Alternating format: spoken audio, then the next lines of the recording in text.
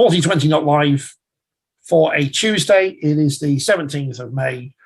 And a strange email to wake up to today, Phil, because one of the most important figures in the modern day history of rugby league, and I don't think that's hyperbole at all, has died in Maurice Lindsay. And I thought a divisive figure at times. I'm surprised there wasn't more divisive comment about him on social media today, but people have been behaving. Certainly reshaped Wigan, certainly reshaped the game as a whole as we know it. What kind of dealings did you have with him, Phil? I think anybody that's been involved in the sport would want to come across Maurice. He knew how to handle the media. He knew what the media wanted. He knew a great story when he could see it. He knew how to put himself at the centre of that great story. I don't think there'll have been anybody involved in the media who hasn't had a run-in with him, but it wasn't forgotten the minute you'd had it. He was that type of a character. The epitome of a benevolent dictator in many ways. And there are times, I think, when someone who is visionary, which is a word that's been used a lot to describe him, who is clearly a leader.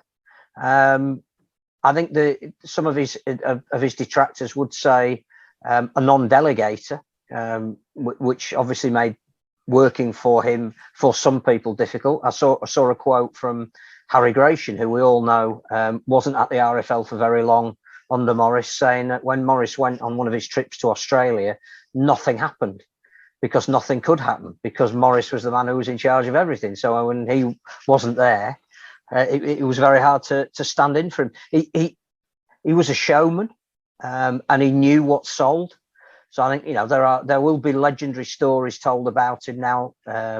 Certainly, Dave Woods tells one of when he was a young up and coming journalist at a sports agency in Wigan, and his job was to ring and get a story from Wigan every day. And if Maurice didn't like it, he'd be on the phone the next day making a teenage Dave Woods life hell. And then the next minute he'd be ringing up going, Dave, I need you to do a favour. I need this story to go out. And that's the way Maurice was. He was fantastic at not only manipulating the media to his advantage, but knowing what they wanted. And he did used to entertain all of the sports editors. And he did put rugby league front and centre. And the legendary story of him getting Diana Ross to open the 1995 World Cup, which he was in charge of, again, against all of the advice he was given by everyone he worked with, and the Rugby League Council, who said, don't do it. Don't spend such a vast amount of money on something that is nothing to do with rugby league. And of course, all of the national newspapers were full of Diana Ross coming over and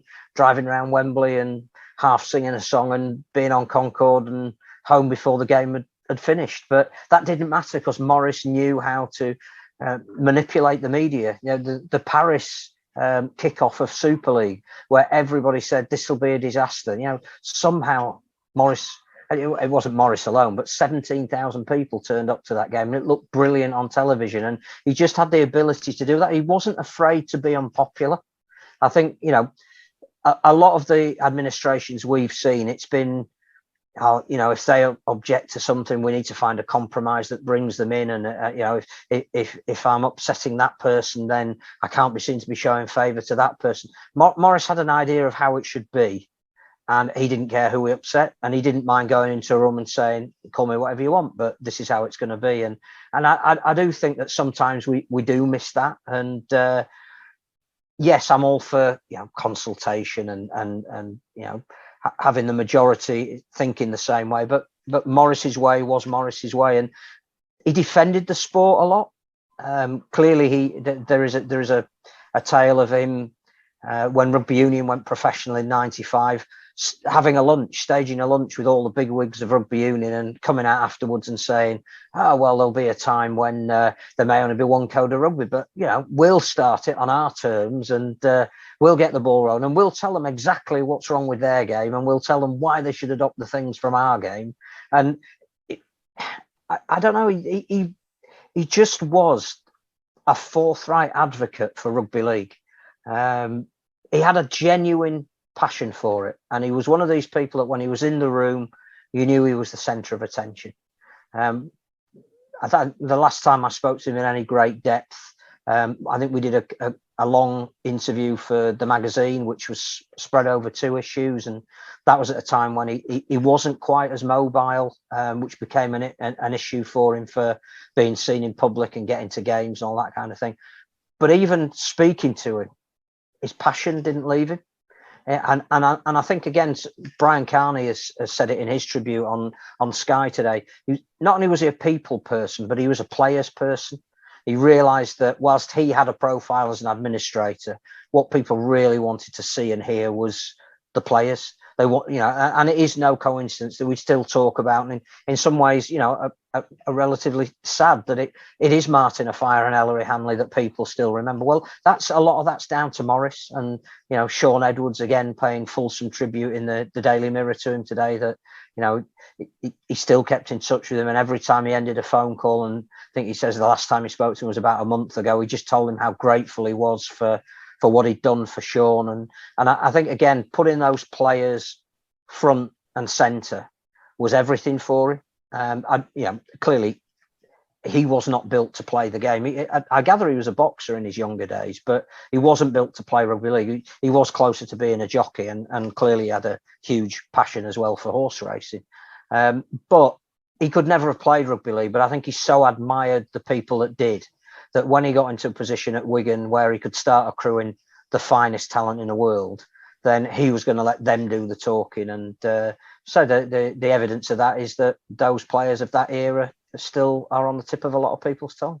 I mean, I described him on the programme a couple of years ago as Rugby League's Margaret Thatcher, in terms of he would make unpopular decisions for what he thought was best for, in our sense, the game. Obviously, I never spoke to him or dealt with him, but he was a massive figure in the sport as a supporter, because he was always doing something. And I go back to the mid-90s, and without him at the helm, would we be playing in the summer, and would there be a thing called Super League? We probably would be playing in the summer, because I think there was a move from a working party that had already been set up that was going to involve Jim Quinn at Oldham, Gary Hetherington. And I think that their resolution was going to be passed. I don't think Super League was contingent upon moving to summer. I think summer was happening, and Super League said, well, actually, that would suit us, because we won't be in direct competition with another sport that we're putting a lot of money into at the moment. But no, I think we shouldn't forget he was a very shrewd businessman. And he some of those principles he brought into sport. So if you want to get something through that is contentious, then give something that's completely unpalatable, and the untentious slips in underneath it. So I don't think we would have, anybody else negotiating the deal with Rupert Murdoch and his Sky empire would not have got the level of money that Maurice did. The game of poker that he played, the bravado. I mean, they offered something like 70 odd million pounds to start with. And there aren't many people with the state that rugby league was in at that time, particularly financially, that would have said, don't take the first offer. Let's go back and make a case for saying, actually, we want 87 million.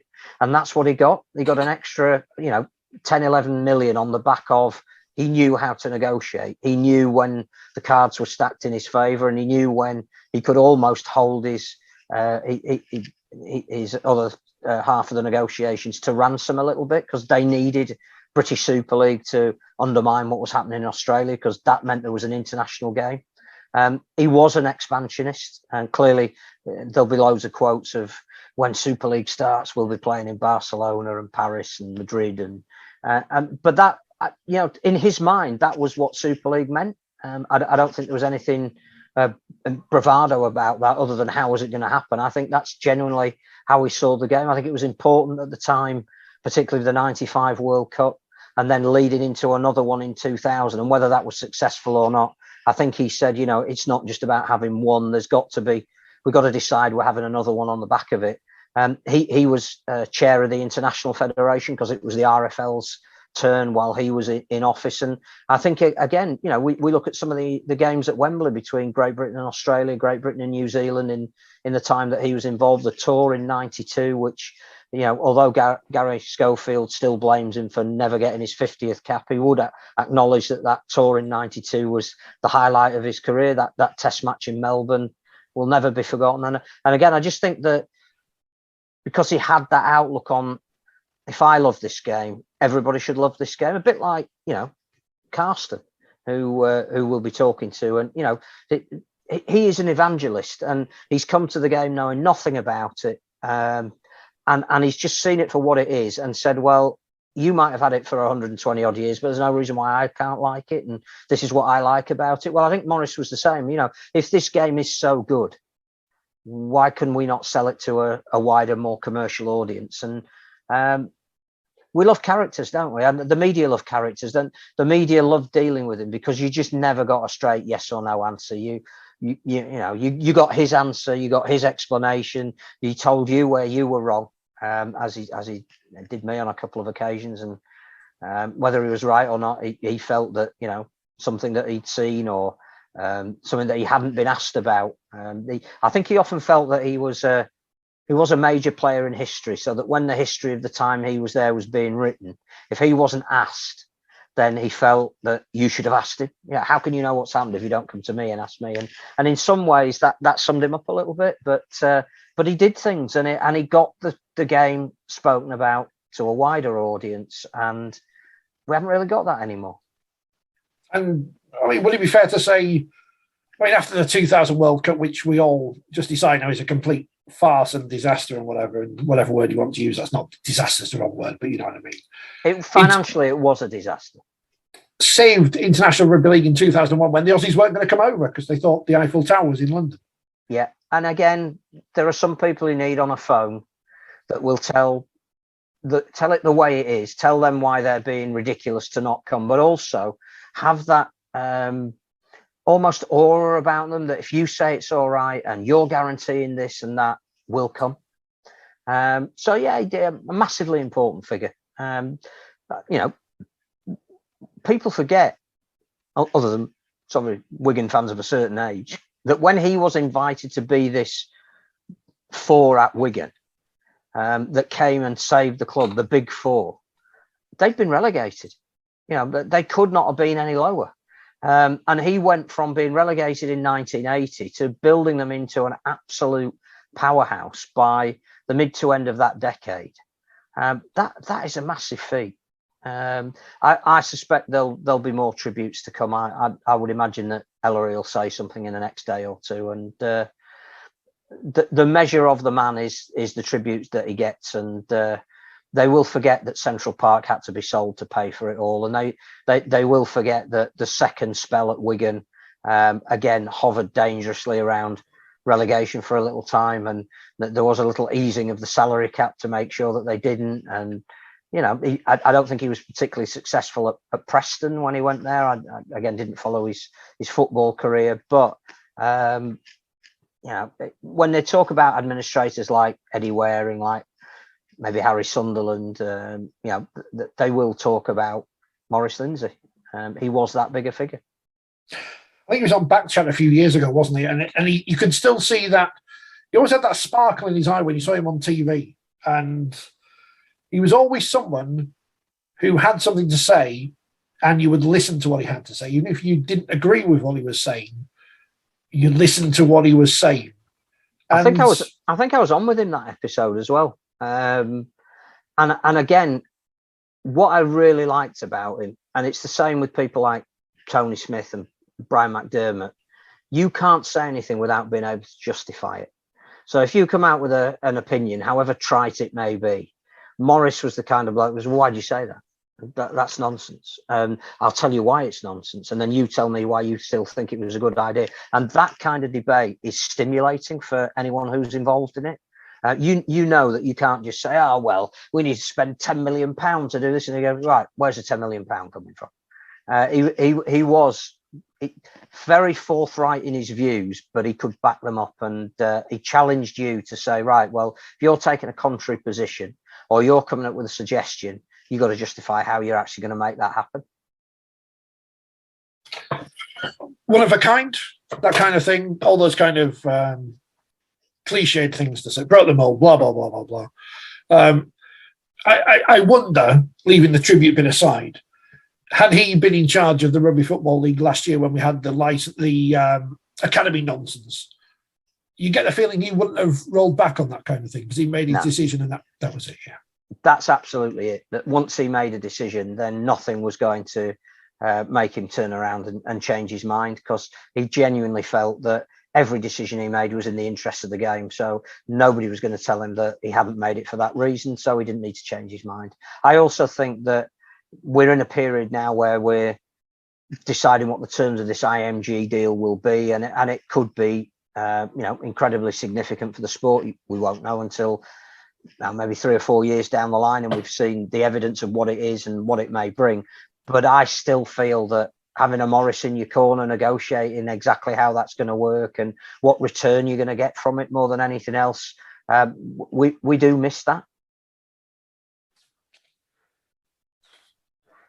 It was going to be interesting to, as you say, over the coming days, there'll be more and more stories about how he ran things at club and, governing body level. And it'd be interesting to read the stories, because characters, as you say, whether they're on the field or off the field, we prefer them to be on the field, but sometimes, as you say, the Eddie Warings, the Maurice Lindsay of this world, they are worth remembering. And it's not something for this podcast, maybe the hypothetical podcast in Australia. What would rugby league in this country be if Maurice Lindsay had never gone to Wigan? There's a big topic for someone to discuss. I don't know. I'm sure later in the year, like when we discuss the legacy of Dave Hadfield, we can spend some more time reflecting on Maurice Lindsay's legacy to the game. Though I think we've said plenty there for people to think about. And I'm sure there'll be people who aren't fans of him and aren't buying into the eulogies today because their clubs weren't favoured by him in the way the sport was shaken up. But I don't think he saw it that way. And again, it's very hard to speak for him, and particularly now. But, having asked him a little bit about the merger situation and having regrets, and I didn't know, at the time he said, that's what the sport was that the road the sport needed to head down. And clearly there were going to be people who were disenfranchised, but because he was the character that he was at least prepared to have that debate. And he would say that he did negotiate a couple of those mergers, that, there were a couple of clubs that did agree. And it was only when they went back and thought, I don't think we can sell this, that they came back and said, we're not going to do it. Not that the idea is wrong. And again, hindsight being a wonderful thing, there are different ways of coming to maybe affect something like that. But I do think we're still talking about the kind of things he was talking about. Framing the Future is still as big a document that, he was a major author of.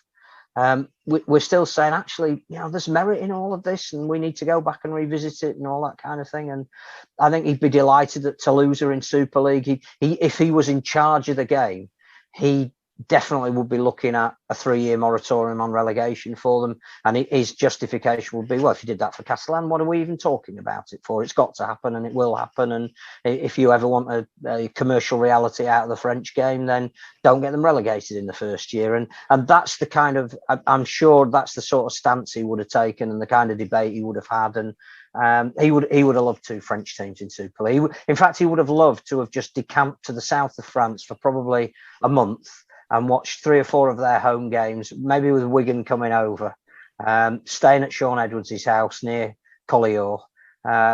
He'd have loved it. He'd have loved it. And I think we'll miss him. They might not get relegated yet, Phil, but I don't want to talk about that. No. We'll talk about mergers in a bit, because I need to go back to an old subject when we talk about the Women's Super League. Super League this week, Catalans beat Warrington 40 points to 8. Before we were going to do this programme, and before this morning's news, I was thinking, we can talk about Warrington in crisis, we can talk about Wakefield. I don't, we can save that for another week, because there's not really much more to say, and nothing will change. Warrington lost a game they were expected to lose. Now, maybe not in the fashion they did, by 40 points to 8, but even then. That was a funny one, because for the bulk of that game, they were very competitive, and at the end, they completely and utterly fell away. Which, I think they've got St Helens this week, which is going to be an equally difficult game for them. So, yeah, I think if we have this debate after Leeds have played Wakefield, we'll probably still be talking about the same things. Yeah, I apologise. I tipped Leeds to win, and obviously they got hammered by Salford, who haven't been great recently. No, but Brodie Croft was absolutely magnificent. Tore Leeds apart. One of the great one of the standoff performances that you pay money to go and watch. Dictated the game. Nobody knew whether he was going to run with the ball, pass or kick, and you just watched him just take charge. And when he had people like Callum Watkins alongside him, defending the way he did. Now, Salford were great, and if they can keep all their top line players on the field for long enough, they'll be fine. The concern is the same as it's always been, that you lose 3 or 4 of them that are their top line first choice players, and it won't be the same. Harvey Livette was magnificent in his first game of the season. He's always a player who you think perhaps could have been more than he has been, and perhaps he still will be. But hopefully he can be at Salford going forward. Saints beat Hull. That was just a game on the telly. Saints have obviously got their issues, haven't they? That's the problem. So professional. To come back from the disappointment of that Challenge Cup defeat, and just so difficult to break down. And again, that was without a couple of their top line players. I thought they were magnificent. I'm not surprised in the way they've played in the last 3 or 4 years. Hull KR's an interesting case in point at the moment. Well, the wheels have obviously come off because Tony Smith's announced he's leaving. Even though everyone knows Christian Woolf's probably going to leave Saints at the end of the season, that's not affected them. I'm just speculating there. Well, interesting that there has been a coaching casualty in the NRL today, with Trent Barrett losing his job at Canterbury. Which job's Trent Barrett going to get in Super League then? Because obviously he's the favourite now for every single job going. But interesting that even the people in Australia have put Christian Woolf's name as one of the people who might be called upon to say that. I think it's safe to say that there will be an NRL job for him next year, if he wants one, and I think he will. But I don't know what's happened to Hull KR. That they win 6 in a row, and they're going into a semi-final, and everything's great, and they're playing lovely rugby. They're on the verge of the top 4, and then in 3 weeks they've scored 1 try, and now their fans are saying we're in crisis. Tough game for them at home to Catalan on Channel 4 on Saturday. I think they want to showcase themselves again. Talking to Tony Smith about that before all of this blew up, he said that Channel 4 game was a real opportunity for them to show what they're about to a new nationwide audience, and their flamboyance with which they play on the field, and the great work that they're doing with Craven Street off the field.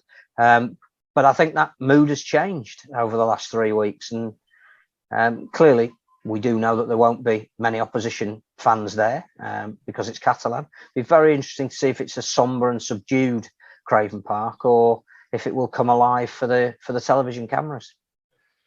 I think we're just glad, without going into it, that Leeds aren't on the telly on Channel 4 after the Salford fans at the weekend. But again, it is what it is. I suspect that is going to happen everywhere Leeds play, and if it's done in black humour, then there's a place for it. It's when if it becomes offensive, which I don't think it did at Salford. I think they trod the line. And clearly, if you're going to play fullback, you're going to be very close to those fans at some point in the game. Yeah. But that there's always something going on, isn't there? You're always looking to try and get something over your opponents, and the fans' way of doing that is to use any extraneous influence they can to make up a chant with which to undermine the guys that are in front of them. And I'm not saying that the Western end at Headingley won't be doing that on Friday night. I'm sure they will. I'm sure they will be. I'm probably saying, we should have kept Ryan Hampshire because he played for Cass at the weekend. So, and what if you lost to Toulouse 20 points to 14 in a game which you couldn't hear or see or do anything with? Although when the feed came in for the Super League show, it was really good. So who was filming it? I mean, we mentioned this with Karsten just to prove that we spoke to him already. I can pay a £5. Why am I running out of time? There's only 2 of us. I shouldn't do that. That's thrown me. I can pay a £5 this week to see Lee and Workington, which I don't think anyone outside of Lee possibly. Why is it always Lee, by the way? Why always Lee? Because I think they give permission. But the thing about that is, it's the team at the bottom of the table against the team that is, very much towards the top of the table. And on what I saw at Batley last night, who, are a side that are in and around the playoffs, I'm not even sure that's going to be... but it'd be interesting because we're going to watch Wigan, Huddersfield, Featherstone and Lee a week out before they go to Spurs. So will they pick their first choice team? Will there be any hesitancy in trying to, not get injured and miss out on a major occasion? Will their minds psychologically, understandably, be thinking about a bigger picture of the following week? I don't know. It may well be. It's a very good week for Workington to play, Lee, and we'll be surprised about how competitive that game is. But on the basis of last night in Batley,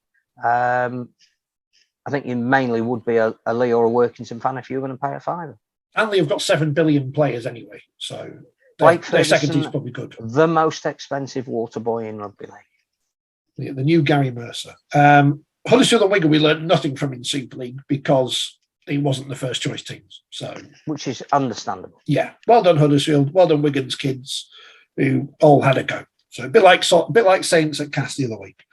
In the Championship, Barrow beat Workington. York beat Bradford on the Percy Stamford Odsal.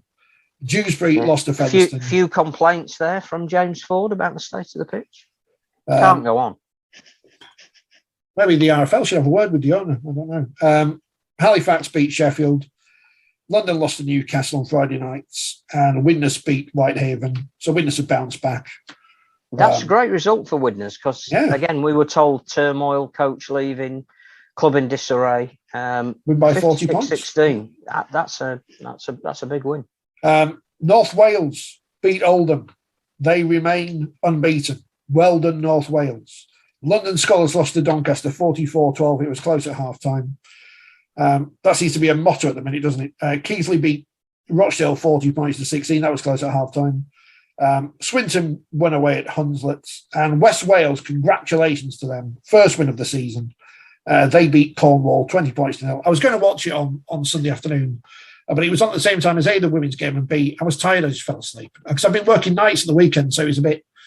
Do I want to watch this? No, I don't. Big positive for Cornwall, 1,150. A really good crowd. Big negative, 0. Yeah, I do like how there's a letter in the League Express today saying, "Oh yeah, kick them out." I mean, they've only played 7 games. We want to expand. We can't contract. They're off the bottom anyway. Congratulations to Leeds and Catalans, who are in the Wheelchair Challenge Cup final on June 25th in Hull, where they played the round-robin stage of the competition this week. Hell of a festival it was, I'm told. Went brilliantly organised, lots of teams involved. Everybody got something out of it, and fantastic that Catalan have come over for the first time to be part of it, have made the final, and that helps build up the England-France Wheelchair International as well. In the trophy, Gravesend Dynamite will meet Mersey Storm. I assume that's on the same day as the Challenge Cup final. I don't know. You'd hope so, yeah. Oh, it will be, yes. It's an enthralling doubleheader, it says in the paper.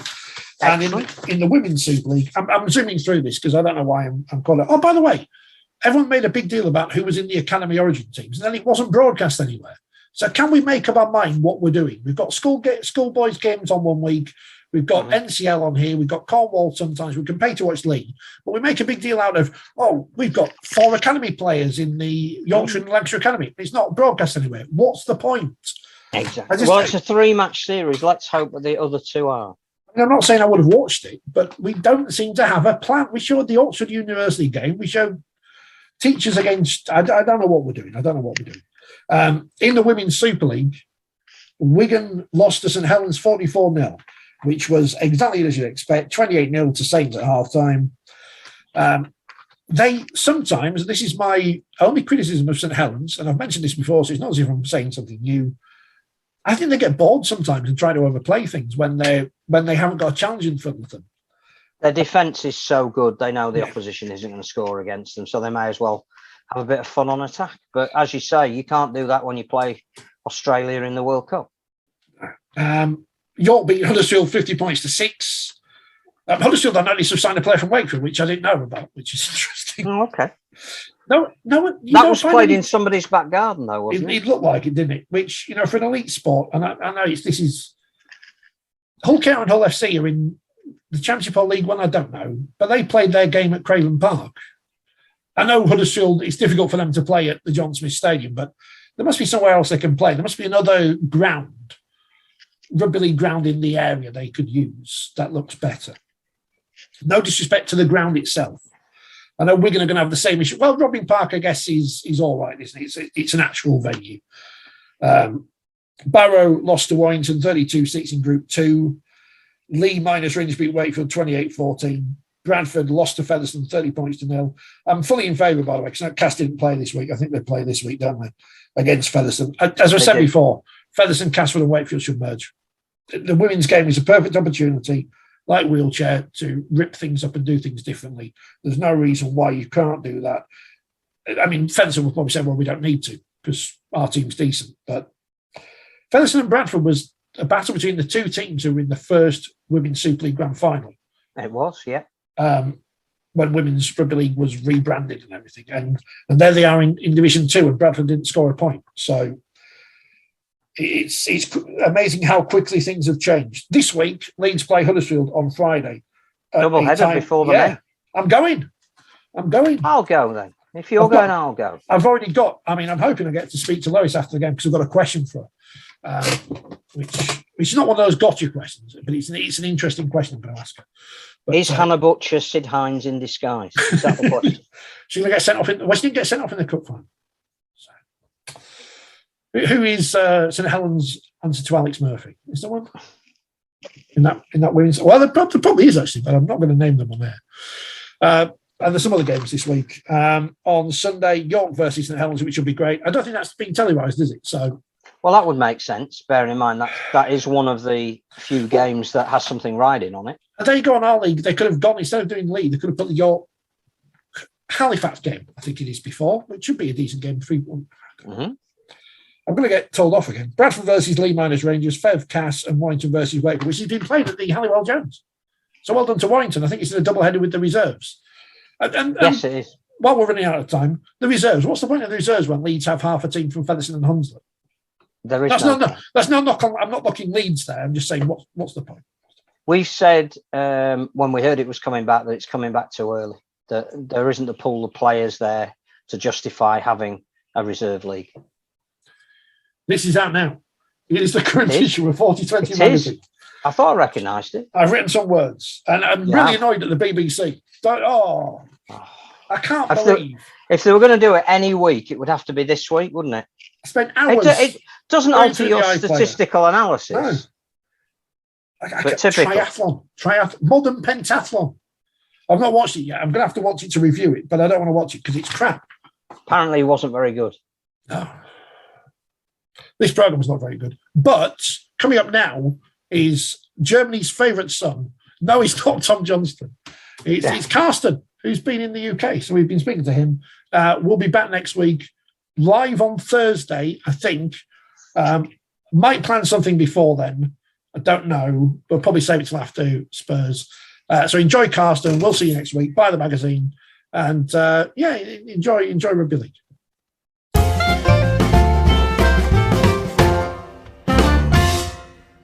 Yet another person who is foreign and is still watching Rugby League, despite all the barriers put in front of him.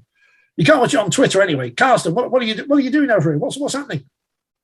Oh, I have my annual trip to some games and meeting some friends who are found through Rugby League. How did you get involved in Rugby League in the first place? Because I imagine it's not very big in Switzerland. No, it isn't. My sister migrated to Austria, to Townsville, and my today brother-in-law took me to a game, and I saw this little guy with a padded helmet play, which was JT, and I fell in love with the game. Not a bad person to watch. I mean, he wasn't a bad player, was he? No, he wasn't. Better than average, I would say. Not a bad time to be watching the Cowboys with the team that they had. But again, you are the perfect example of evangelism, that you come to a sport that you don't really know. You actually see it for what it is rather than the politics that might surround it and the history. And presumably it's people like you that we need to appeal to moving forward. Honestly, every new fan is something the sport has to appeal to. Because when I look around at the games, the fans are dying out, getting older and older. So new fans are needed, and new fans in non-traditional areas are needed. I think the NRL now with the games on a German pay TV channel is a little step, but it's behind the paywall. And who pays for a sport which he say don't know? So your heritage is German. You're Yes. probably wearing a German shirt as we speak. I am. And that somehow has got you passionate about third and fourth tier nations that are playing the sport. So not only do you have one that you can support, which is clearly rebuilding and the sad passing of Simon Cooper, who we paid tribute to on this program, I think has set them back a bit, but clearly Andy Hayes living there now and is involved. So you would go and watch every international that Germany play and then try and get the game started in Switzerland? So I'm flying every year to the Griffin Cup, the annual test between Netherlands and Germany. That's my October holiday. Fixed trip. Starting the game in Switzerland, I'm too old and too injured to play, so I'm out of that. But I try to help in admin stuff. That's why I have experience in another sport, so I can help there. There are talks about the target is 5 clubs. Switzerland isn't big, and I think that's the maximum for a sport which is not very well known in continental Europe. Now, 5 clubs close to each other sounds like WF postcode to me. Don't start. I think the other thing we should establish is what it is that appeals to you, because clearly, Richard and I have got maybe a family tradition that it was an obvious thing to go and support because maybe fathers, grandfathers down the line had been there, and tradition is a very important part of what's got us to where we are. But what eyes did you watch the sport with? What appealed to you, having come across it as completely new? In the beginning, it was the speed, the physicality. But for me, I played ice hockey, so that's something that appeals to me. And the fairness of the players. After 80 minutes, handshake, done. There's no behind the back stepping or something like that on the field. They are nickly, and there was 1 or 2 punches thrown in the 2000s, but no, in the beginning it was the physicality and the speed of the game. And through the years, all the fans around it, the fan culture in rugby league is so different to other sports. And what's it like compared to German football? Because again, we're looking at a reshaping of the game. IMG have come in, they're talking about restructuring, re-imaging, more commercial value. But the Bundesliga in Germany, from a soccer point of view, fan ownership's very important. Is that something, again, that you think we might or should be looking at? It's fan ownership in German soccer is obligatory, so you have to have it. It's not allowed in private ownership except there are 2 exceptions which are historical. That's Leverkusen and that's Ingolstadt, which were company sports groups in their start. So, but that's the only 2. Is it possible? Yes, it is. But you need a bigger fan base. You can't do it with a club with 500 people. Or like, let's say 8,000 people. It will be difficult. When the salary cap is so high, do these air quotes, that you need a big benefactor to spend money into the club. You need to find some big benefactors. There's not enough of them around. That's the problem. Yeah, and the ones that are around, if you really are you really wanting them?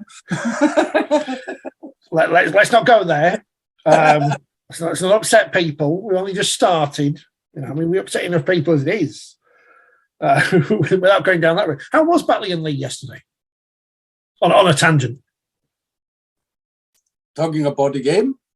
Oh, well, all of it. I mean, have you been to Batley before? Yes. Yeah. So you know all about the famous sloping pitch and whatever else is in Batley. Yes, Biscuits. yes, yeah. Oh, we keep Phil off. The game was like 50 minutes where Batley were competitive, and after that, it was you could take the twice game, one copy of another, spread the ball fast to the right wing, and run it through. It was horrible. What else have you seen then in your time over here? What other matches are you going to? The first match was on Saturday, North Wales versus Oldham. Pretty much the same. 50 minutes competitive from Oldham.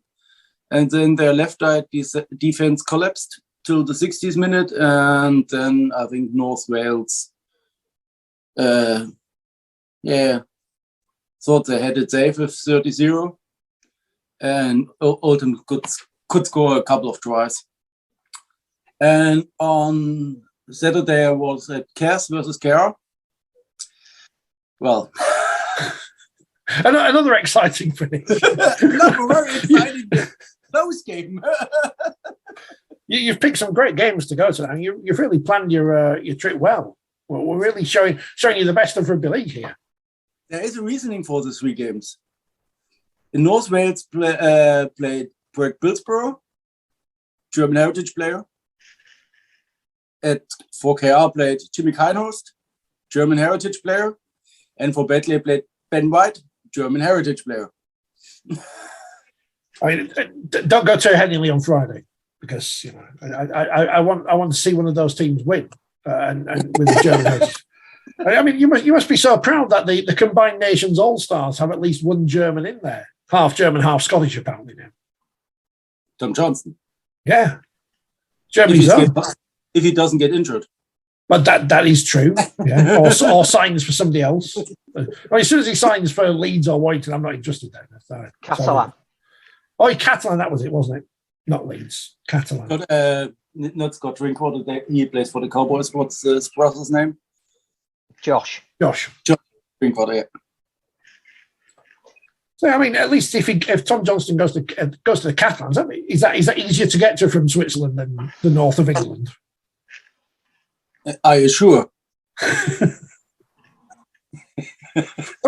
can hardly find my way around Wigan, let alone anywhere outside of the M62. Yeah, but that's because you take the train. Well, yeah, I mean, yeah, our superb trains in the north of England. The Queen's not coming up here to open up a train line, otherwise she'll be about 125 by the time they do. Aha, 125. There you go. I remember those. That Very was good, wasn't it? Yeah. Very good. I don't think they ever went that fast, but they were supposed to do. They could have done. I mean, what else is doing Switzerland then? Obviously, the rugby league is whatever it is there. Is it just football, ice hockey? What are the main sports there? Main sport is battling between ice hockey and football. Both big, both very expensive. But they're in a small nation with just 8 million people, there is not much space for other sports around. It's all that gold they've got stored. I think we changed we changed our business concept to money laundering. No, let's not talk about FIFA. So it's safe to say that your memorabilia collection would put most people to shame as well. You were talking about that earlier. Yeah, a couple of balls, some shirts, like 130. Yeah. Just bought another one today. Yeah. Oh, what have you bought? A Wino shirt. Oh. I mean, in fairness, they're always on sale, so you're going to get a good deal on those. At the moment, they're giving them away. You got an England shirt for a tenner. You fancy one of those?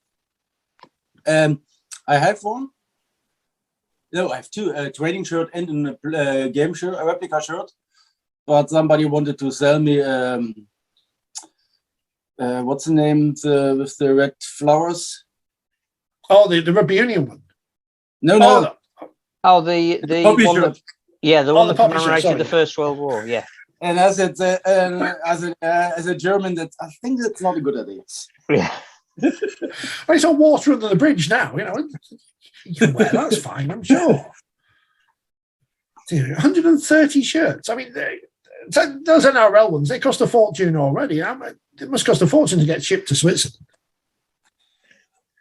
My addiction is the same as you have. eBay. Yes. Trying to wean myself off it. And I don't have many NRL shirts because for me it's only Cowboys there. But I collect these real stupid stuff, things like English amateur clubs, like Leeds. No, I think you could get away with that this week. Shirts from Stellingly, East Leeds. I have these suspect American clubs which never play a game. It's coming. The NARL is coming, I'm told. I have even a League 2 French jersey. And that wasn't story. I told Phil today. Jesus. Yeah, that's things I try to get, and they come from funny places. Most shirts I buy on eBay come from Portugal or Poland. Yeah, I don't know how all these shirts end up in Ukraine. I said they end up there as well. Well, obviously they probably don't end up there at the moment, but yeah, they seem to have these bunches of random shirts that turn up in Eastern Europe, and I don't know how they get there. I just bought 2 East Leeds jerseys in Poland. How in East Leeds? Mikolaj Aledzki, I reckon, something to do with that. He's shipping them out there. Oh, when are we going to get a Swiss player in Super League then? Who's going to be the Swiss Mikolaj Aledzki? Nah, 20 years. If I'm still alive to see it. So, what do you make of our facilities? Because clearly you were at Batley last night. A very different experience, perhaps, to go into a Super League game. How do we compare to, say, a first or second division Swiss football team? First, I would say if I watch a Super League game at Karsten and then a Championship game at Batley, and Batley had a better ground facilities. Number one, stadiums are much more modern, the new stadiums, but I don't like the atmosphere in there. I was at Saints, I was at Leeds after the rebuild, and it's sometimes it's a bit sterile. No, and Cass is really good ground to watch games. The atmosphere is really good. I like it there. Batley is nice. League One, North Wales, it was Oldham guys made some noise. North Wales guys try to make some noise. But if you have only 2 chances, that's boring. I make a couple of friends today. We do have North Wales fans listening to this program, at least one anyway. So, apologies. Good job you're going home. Yeah. You didn't fancy taking in that massive game between Cornwall and West Wales, then? Because obviously that was the big game of the weekend. Yeah, no. that's definitely not as easy to get to as Catalans. I think that's fair to say. Cornwall is way off any airport. Is there anywhere you haven't been that you'd like to see a game? Yes, still have Wigan and Warrington in my books, and my French tour. 2-week French tour was planned for 2020 and got cancelled for reasons we all know.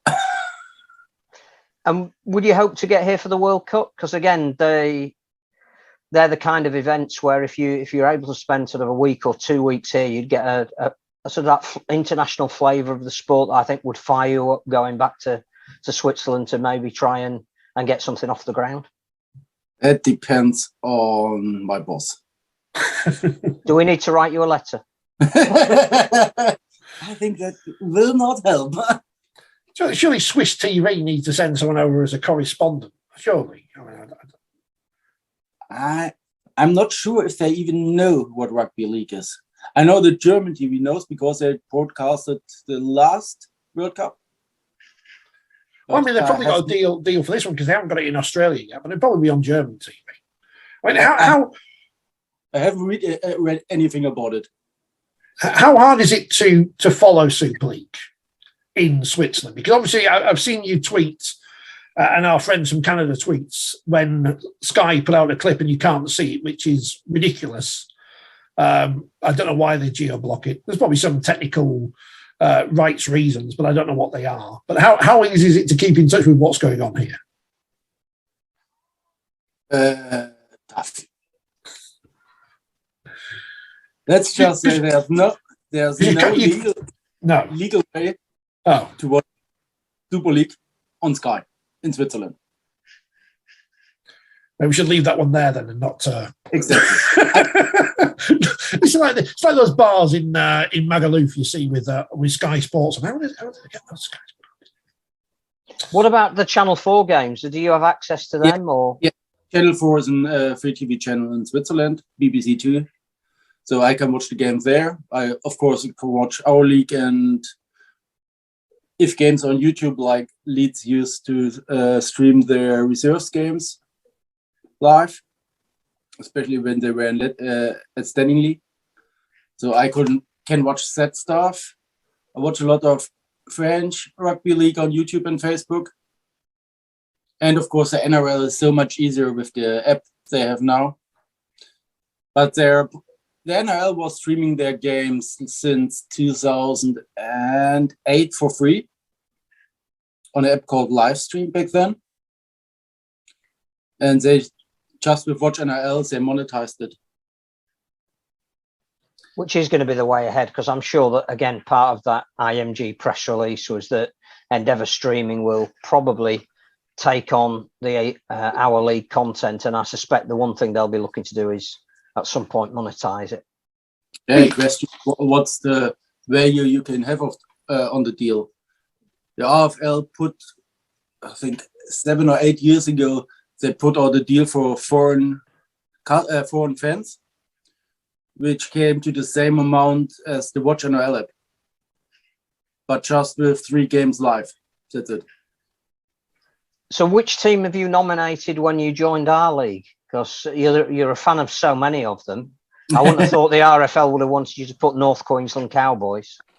No, I could have used others, but I did use Batley. So that'd be a nice couple of quid or whatever Batley will get from that then. I've got Midlands as my... You can have 2 teams. I put Midlands as my second team. So, I mean, I hope they appreciate that. I mean, at least this weekend, when do you go back to... Tomorrow. So at least, though, at the weekend, though, you can pay £4.95 and watch Lee versus Workington on Sunday, which I'm sure will be a massively competitive game as second plays bottom in the championship. No disrespect to Workington. But you do get Hulkar and Catalan on Channel 4 on Saturday. That's more my choice I will make. Because I honestly think £5 for a championship game, don't think that that's a good value, especially for fans who don't have any relation to the club. I mean, what would you like from Super League. Well, they're all together now. What would you like from the RFL to offer to fans from outside of the United Kingdom in terms of, because obviously there are only a certain amount of televised games until there's lots of money around. I mean, look, in this country, we couldn't get a radio commentary of Toulouse versus Wakefield, the big game at the bottom of the table. So if we can't get that in this country, we're hoping for miracles to get anything outside. But what would you like, and how much would you, say, be willing to pay for a product? For me, it's like, I would pay a monthly subscription, let's say 20 quid per month, which isn't bad. It's not less money. I think you could buy a club in League One for that. Yeah.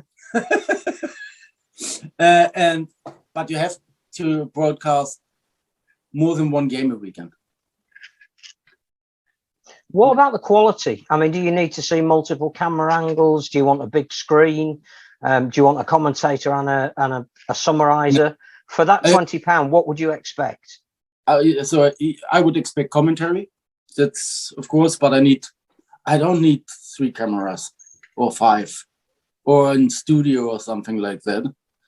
I mean, I watch games on YouTube from amateur clubs with 1 camera, and that's okay. But if you pay money, then you need at least commentary on it, and maybe what's the name? Oh, slow motion, maybe. Slow motion replays. Well, I don't think we managed that when we did the cup final in 2018. I think that was beyond our capabilities. Sadly. Only when the Wi-Fi dropped, I think. But we did have commentary at least, and I mean, they've got some presenters who aren't very good though. But I mean, I was going to say, in terms of the women's game, wheelchair, PDRL, LDRL, does all that appeal to you as a package? I watched the odd women's game. I'm not so into that, but I didn't was able to watch a wheelchair game till now. I watched 2 live games in Featherstone in 2019, the Shield and Plate final there, which was good, but it's not that I wouldn't go just for the women's game. But if it was part of your subscription, this £20 a month, would that satisfy you? Yeah, of course. It's like it's about the amount of games you can bring on. I mean, you have clubs like Cornwall, where they pay for their broadcast, more or less.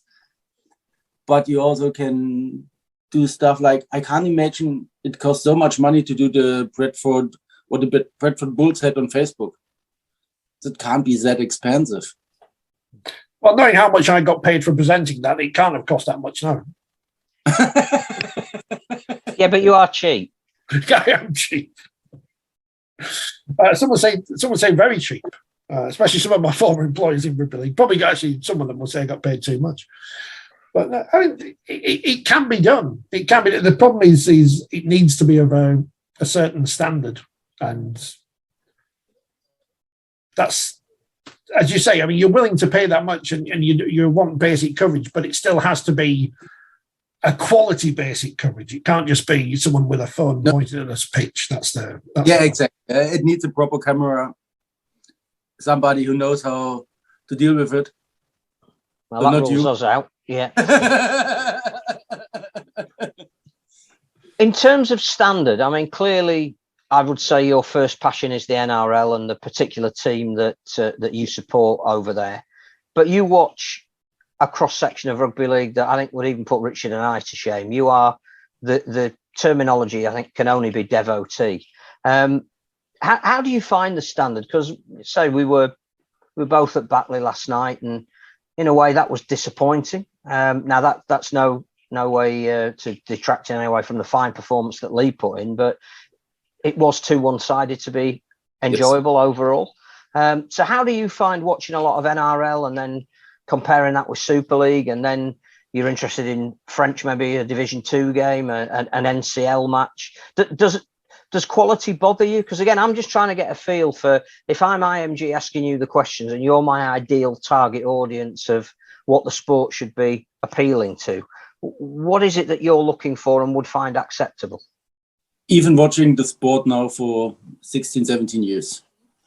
I never played it, so I don't see some fine details, which you probably see, or Richard.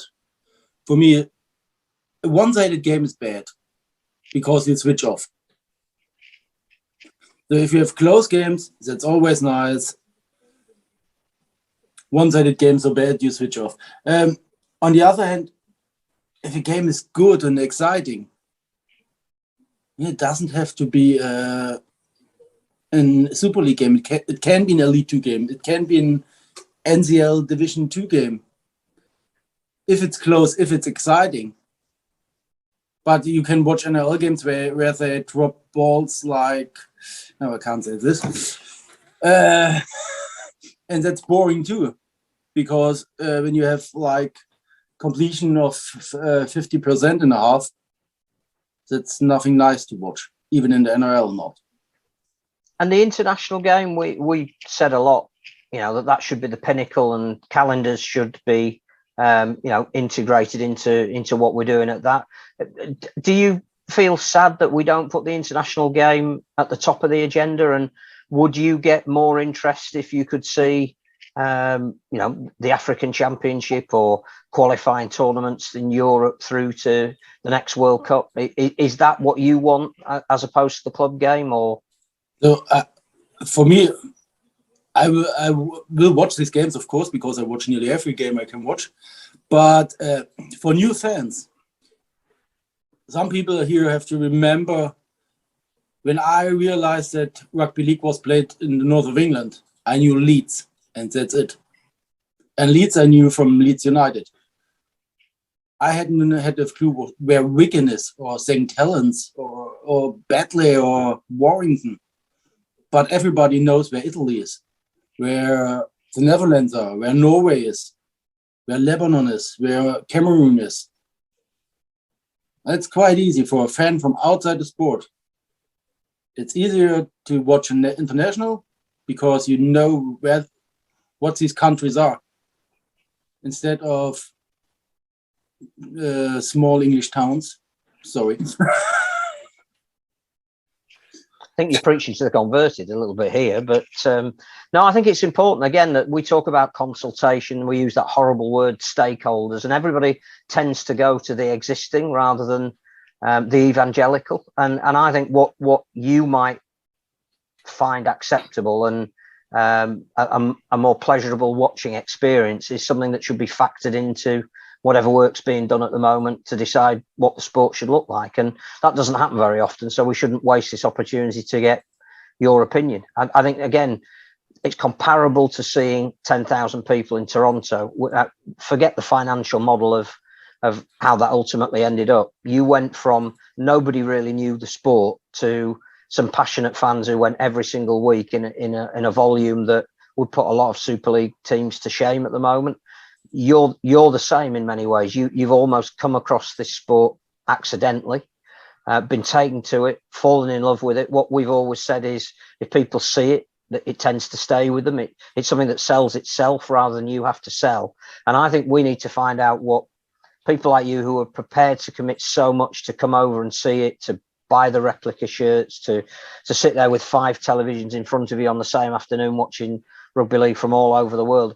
To me, you are as important as a diehard 6-year-old who's watched their team, ever since they were lifted over the turnstiles. Yeah.